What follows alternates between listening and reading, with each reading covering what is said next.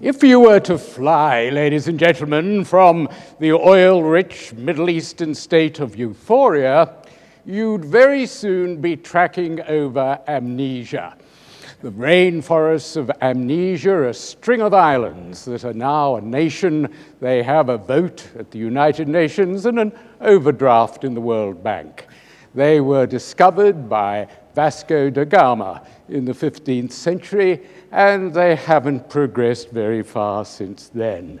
Children have to leave school at the age of 12 and go and mind the family cattle on the commons. Simran, that's where you are today. How old are you? I'm 13. Your family isn't very wealthy. You've only got one cow, Okay. Milky White. But your father has arranged a marriage with Henry Puna. He's got 10 cows.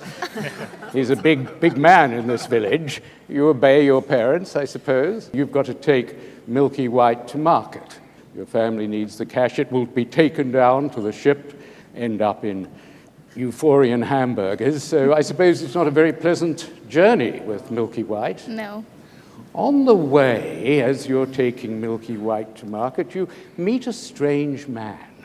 He's got a suit and tie and a briefcase, and he says, "Where are you going, little girl, with that cow?" I'm going to the market to sell Milky White.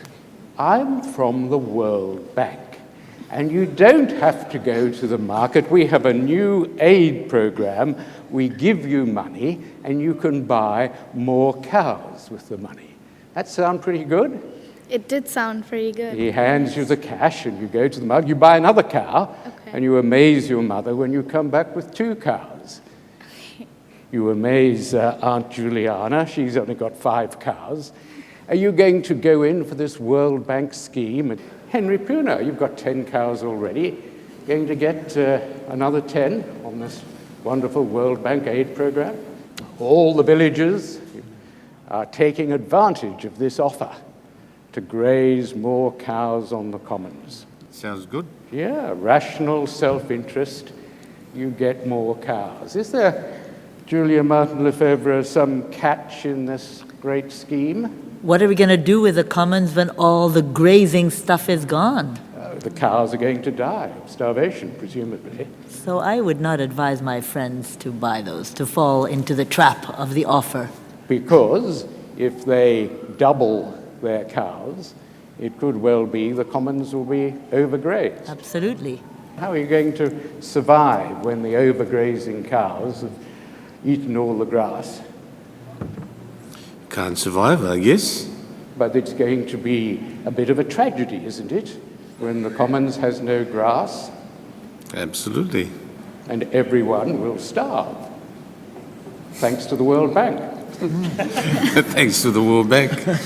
Is this rather, Julian Martin-Lefebvre, rather like the problem with states and greenhouse gases, that they all follow their individual self-interest in more emissions, even though at the end they know there's a collective disaster?